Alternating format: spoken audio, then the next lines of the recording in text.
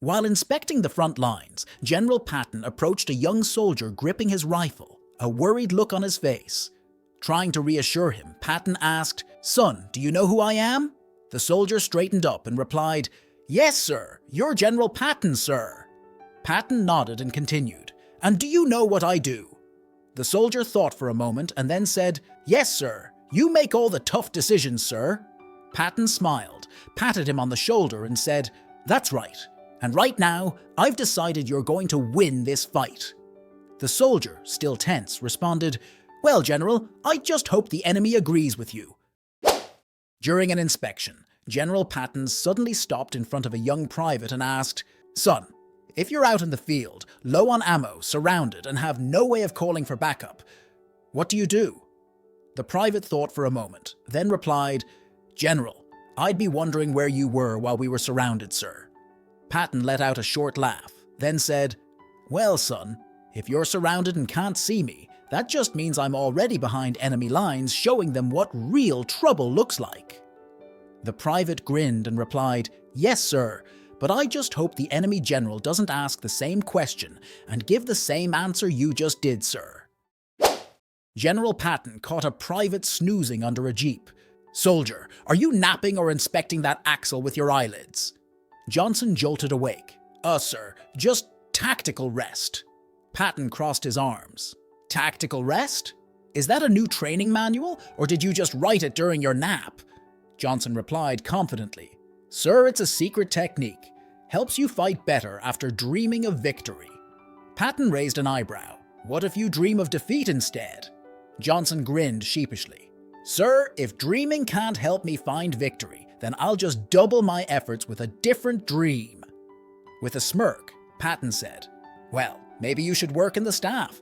Lots of great ideas, but all too far from reality." While inspecting a group of soldiers in the field, General Patton stopped in front of a young private and asked, "Soldier, if you were surrounded by 50 enemy tanks and only had one grenade, what would you do?"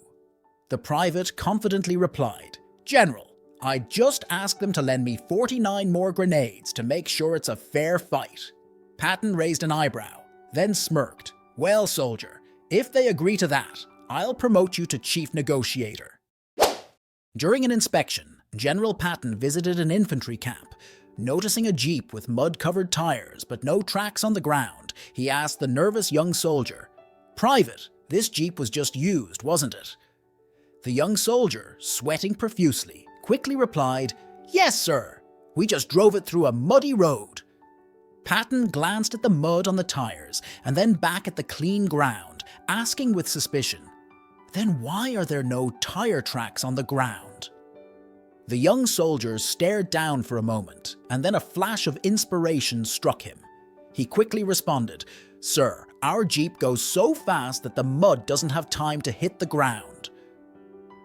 Patton, usually very stern, tried to hold back a smile but couldn't help but laugh, saying, "Good one. But next time, leave some tracks so I can see how this jeep flies."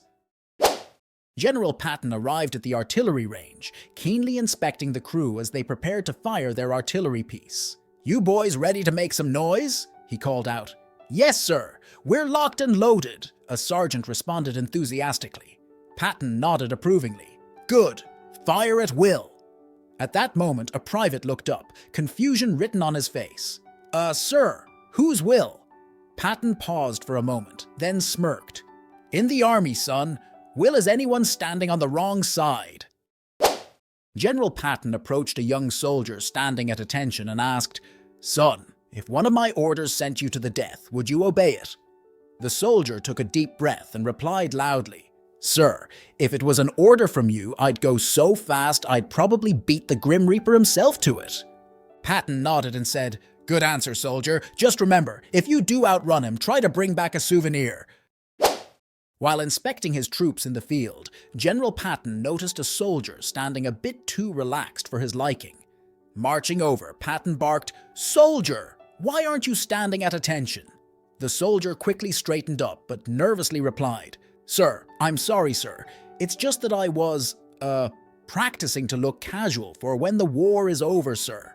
Patton paused for a moment, then leaned in and said, Well, soldier, if you don't start practicing to win this war, there won't be any casual to look forward to. The soldier quickly replied, Yes, sir.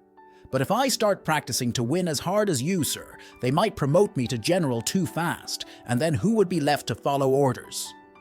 Patton raised an eyebrow, surprised by the soldier's cheekiness, then let out a hearty laugh.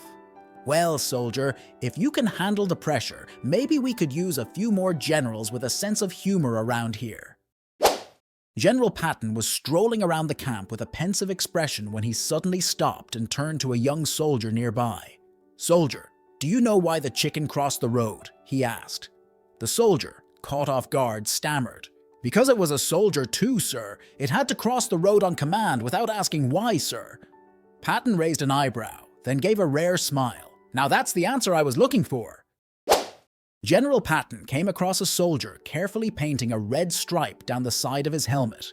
Patton stopped in his tracks and barked, Soldier, what in the devil are you doing?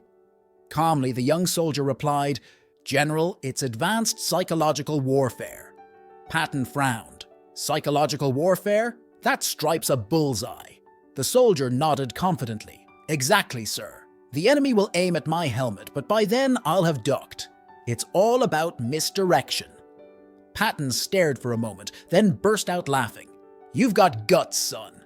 Just make sure your helmet ducks faster than you do. If you survive this war, you may have confused many enemies to death.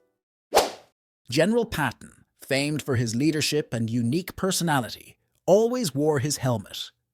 One day, during a rare break in the action, he noticed a young soldier staring at it with curiosity. Approaching the soldier, Patton asked, Is there something wrong with my helmet, soldier? The young soldier snapped to attention and replied, No, sir.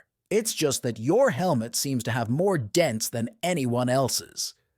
Patton chuckled and said, That's because it has to protect the most important part of the army. Barely suppressing a grin, the soldier quipped, Well, sir, maybe it's trying to tell you something. If it ever starts talking, let me know. I'd love to hear its stories. Patton burst into laughter and replied, If it starts talking, soldier, I'll make sure it requests a transfer to a quieter job. One sunny afternoon, General Patton decided to conduct a surprise inspection at a military base in Europe. His sharp eyes scanned a young soldier from head to toe. Private, Patton said gruffly, Is that a smudge I see on your boot? The private, trying to stay composed, replied, Sir, it might be, sir. But I assure you it wasn't there when I left my bunk this morning.